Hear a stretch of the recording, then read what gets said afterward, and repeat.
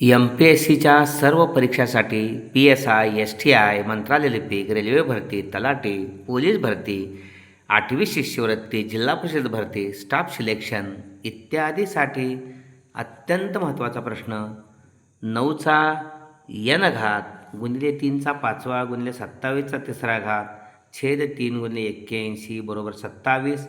तर n बरोबर या ठिकाणी हे पर्याय आहेत. 9 म्हणजे या ठिकाणी 3चा वर्ग आणि त्याचा n घात गुणिले 3चा 5वा. 3च्या घातांकात सर्व करायचं. 3चा घन त्याचा 3रा भागिले 3 गुणिले 3चा 4था त्याचा 4था घात बरोबर 3चा 3रा.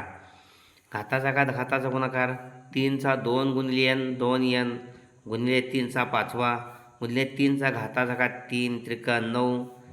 छेदस्थानचा हा 3चा 1 वरती आला की 3चा वजा 1 होणार आहे. छेदस्थानी 4 चौक 16 आहे. अधिक 16 वरती आला की 3चा वजा 16 होणार आहे बरोबर 3चा 3रा. समान पाया घातांकांची बेरीज 2n अधिक 5 अधिक 9 वजा 1 वजा 16. समान पाया आहे, पलीकडे 3 आहे. घात समान दाखवायचे बरोबर 3. 2n बरोबर 9 5 14. 14तनं 1 गेले 13 उरले.